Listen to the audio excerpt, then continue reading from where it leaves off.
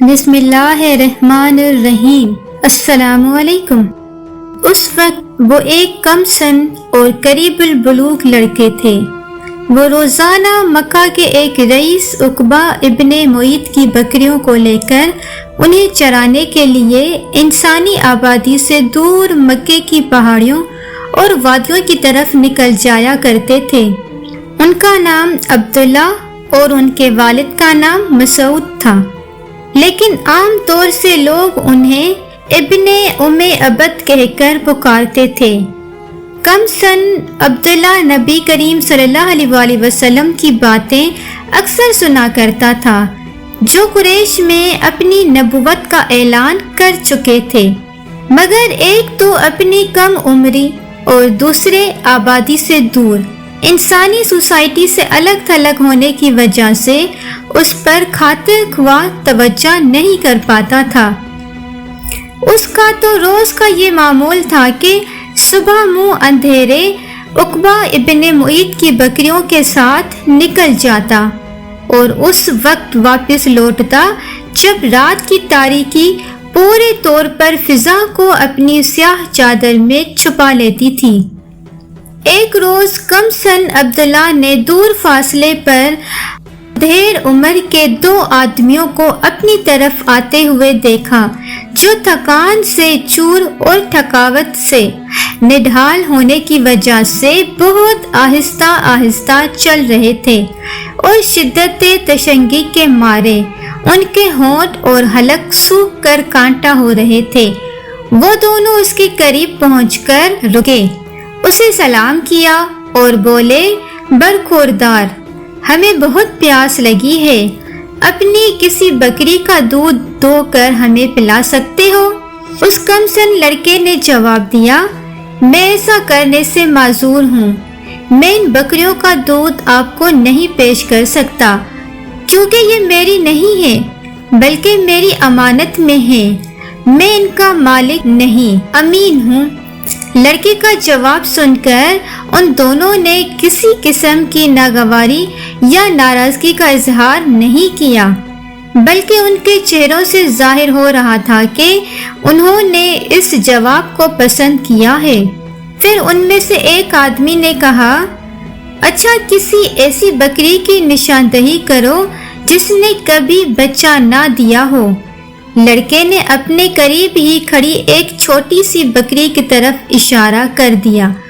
وہ آدمی اس کے قریب گیا، اسے پکڑا اور اللہ کا نام لے کر اس کے تھن پر ہاتھ پھیرنے لگا۔ لڑکے نے حیرت کے ساتھ دیکھا اور اپنے دل میں کہا کہ ایسا کیوں کر ہو سکتا ہے کہ ایسی بکریاں جو کبھی گابن نہ ہوئی ہوں دودھ دینے لگی، لیکن دیکھتے ہی دیکھتے بکری کا تھن پھول کر بڑا ہو گیا اور اس میں تیزی کے ساتھ دودھ بہنے لگا۔ دوسرے آدمی نے زمین پر پڑا ہوا ایک کیلا نما گڑا سا پتھر اٹھا کر اسے دودھ سے بھر لیا، پھر اس دودھ کو ان دونوں نے پیا اور لڑکے کو بھی پلایا۔ کم سن عبداللہ نے بتایا کہ اپنی آنکھوں کے سامنے پیش آنے والے اس واقعے پر مجھے یقین نہیں آ رہا تھا۔ جب ہم سب لوگ اچھی طرح آسودہ ہو گئے تو اس بابرکت شخص نے بکری کے تھن سے کہا، سکڑ جا، اور وہ سکڑتے سکڑتے اپنی اصلی حالت پر آ گیا۔ اس وقت میں نے اس بابرکت شخص سے کہا، وہ کلمات جو آپ نے ابھی کہے تھے ان میں سے کچھ مجھے بھی سکھا دیجئے۔ تو انہوں نے کہا، انت غلام معلم، یعنی تم ایک سکھائے پڑھائے لڑکے ہو۔ یہی واقعہ عبداللہ بن مسعود رضی اللہ تعالی عنہ کو اسلام کی طرف مائل کرنے کا باعث بنا۔ کیا آپ جانتے ہیں کہ وہ مبارک آدمی کون تھے؟ وہ نبی کریم صلی اللہ علیہ وآلہ وسلم اور آپ صلی اللہ علیہ وسلم کے رفیق خاص حضرت ابوبکر صدیق رضی اللہ تعالی عنہ تھے۔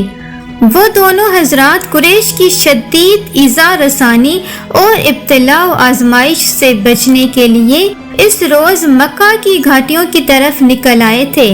لڑکے نے جس انداز میں رسول اللہ صلی اللہ علیہ وسلم اور آپ کے ساتھی حضرت ابو بکر صدیق رضی اللہ تعالی عنہ سے اپنی محبت اور تعلق کی خاطر کا اظہار کیا، اس سے نبی کریم صلی اللہ علیہ وسلم اور حضرت ابو بکر صدیق رضی اللہ تعالی عنہ بہت خوش ہوئے۔ اس کی احتیاط اور امانت داری کو قدر کی نگاہ سے دیکھا اور اس کے اندر خیر و فلاح کی علامات کو محسوس کر لیا۔ اس واقعے کے کچھ ہی دنوں کے بعد حضرت عبداللہ بن مسعود رضی اللہ تعالی عنہ نے اسلام قبول کر لیا اور خود کو رسول صلی اللہ علیہ وسلم کی خدمت کے لیے وقف کرتے ہوئے اپنے آپ کو بارگاہ نبوت میں پیش کر دیا، اور اسی روز سے وہ سعادت مند اور خوش بخت لڑکا بکریوں کی گلہ بانی سے نکل کر سرور کائنات صلی اللہ علیہ وسلم کی خدمت میں منتقل ہو گیا۔ وہ ہر وقت سفر میں، حضور میں، گھر کے اندر اور گھر سے باہر سائے کی طرح آپ صلی اللہ علیہ وسلم کے ساتھ ساتھ رہتے۔ جب آپ صلی اللہ علیہ وسلم سو جاتے تو وہ آپ صلی اللہ علیہ وسلم کو بیدار کرتے، جب آپ صلی اللہ علیہ وسلم غسل کرتے تو وہ پردے کا انتظام کرتے، جب آپ صلی اللہ علیہ وسلم باہر جانے کا ارادہ کرتے تو وہ آپ صلی اللہ علیہ وسلم کو جوتے پہناتے، جب آپ صلی اللہ علیہ وسلم گھر میں داخل ہوتے تو وہ جوتوں کو پاؤں مبارک سے نکالتے، اور وہ آپ صلی اللہ علیہ وسلم کے عصا اور مسواک کی حفاظت کرتے۔ رسول صلی اللہ علیہ وسلم کے ساتھ ان کے قرب و تعلق کا یہ حال تھا کہ آپ نے انہیں ہر وقت اپنے گھر آنے اور اپنے تمام رازوں سے واقف رہنے کی اجازت دے رکھی تھی، اسی وجہ سے وہ رازدان رسول کہے جاتے تھے۔ حضرت عبداللہ بن مسعود رضی اللہ تعالی عنہ رسول صلی اللہ علیہ وسلم کے گھر میں آپ صلی اللہ علیہ وسلم کے زیر تربیت پروان چڑھے۔ انہوں نے اپنی زندگی کو آپ صلی اللہ علیہ وسلم کے اخلاق و عادات کے سانچے میں ڈھال دیا، خود کو آپ صلی اللہ علیہ وسلم کے صفات سے منتصف کر لیا، اور ہر کام میں آپ صلی اللہ علیہ وسلم کی پیروی کو اپنا وظیفہ حیات بنا لیا۔ انہوں نے مدرسہ رسول سے علوم قرآن کا درس لیا۔ وہ صحابہ کرام میں سب سے بڑے قاری اور شریعت الہی کے سب سے بڑے نکتہ داں تھے۔ ایک بار جب حضرت عمر فاروق رضی اللہ تعالی عنہ میدان عرفات میں وقوف فرمائے ہوئے تھے تو ایک شخص نے ان کی خدمت میں حاضر ہو کر عرض کیا، امیر المومنین، میں کوفہ سے آیا ہوں، میں نے وہاں ایک شخص کو دیکھا جو قرآن میں دیکھے بغیر زبانی اس کا املا کراتا ہے۔ یہ بات سن کر حضرت عمر فاروق رضی اللہ تعالی عنہ بہت غصے میں آ گئے۔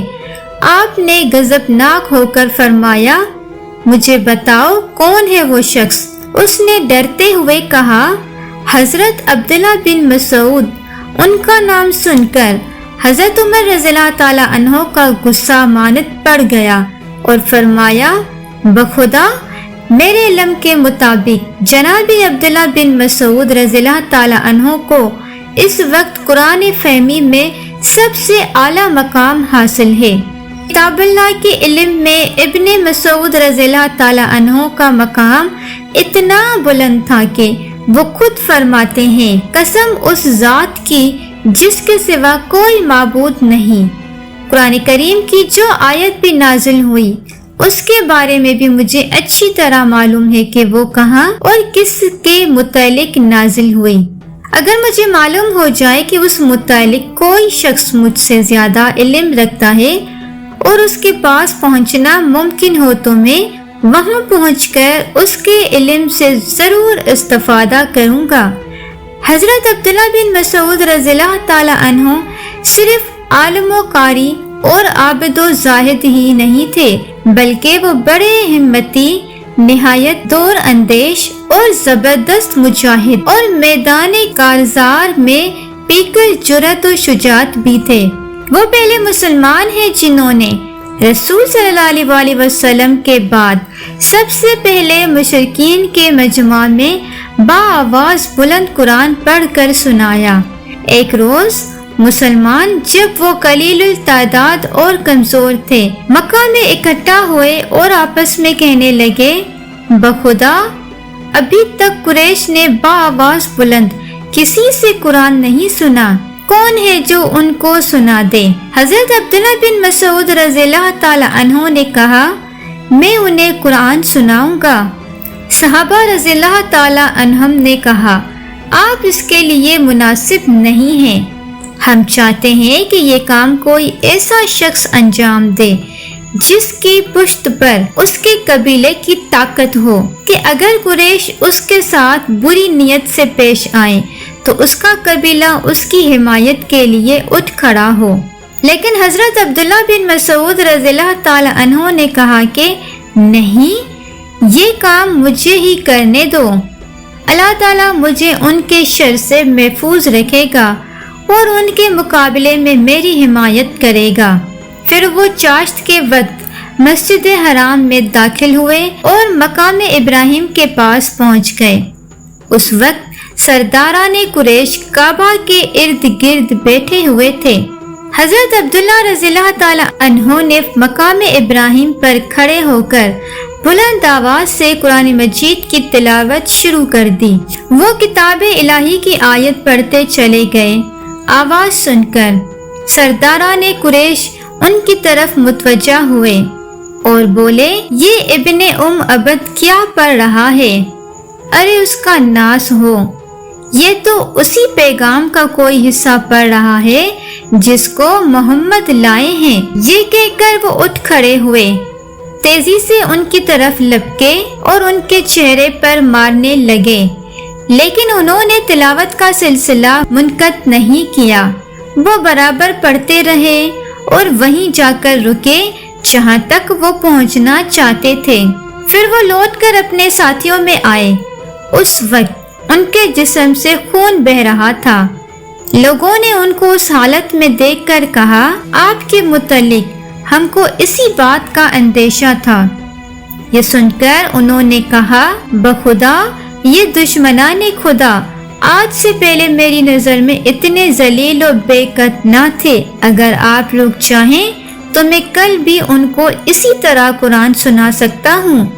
لیکن ساتھیوں نے کہا کہ نہیں، بس اتنا کافی ہے۔ تم نے ان کو وہ چیز سنا دی جس کا سننا انہیں گوارا نہیں ہے۔ ابن مسعود رضی اللہ تعالی عنہ حضرت عثمان غنی رضی اللہ تعالی عنہ کے زمانہ خلافت تک زندہ رہے۔ جب وہ مرض الموت میں مبتلا ہوئے تو حضرت عثمان رضی اللہ تعالی عنہ ان کی عیادت کے لیے تشریف لے گئے۔ مزاج پرسی کے بعد انہوں نے دریافت کیا، آپ کو کس چیز کی شکایت ہے؟ بولے، اپنے گناہوں کی۔ پوچھا، کیا خواہش ہے؟ بولے، اپنے رب کی رحمت کی۔ پوچھا، کیوں نہ آپ کے وظیفے کی ادائیگی کا حکم جاری کر دوں جس کو لینے سے آپ نے پچھلے کئی سالوں سے انکار کر دیا ہے؟ بولے، مجھے اس کی ضرورت نہیں ہے۔ کہنے لگے، آپ کے بعد آپ کی بچیوں کے کام آئے گا۔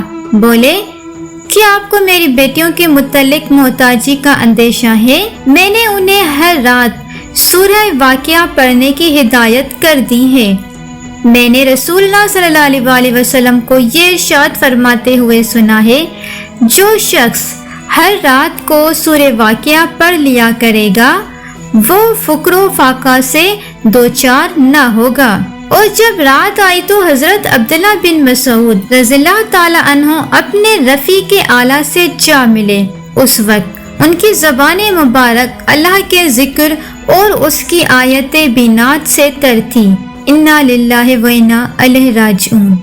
اللہ تعالیٰ کی ان پر ہزارہا رحمتیں نازل ہوں، آمین یا رب العالمین۔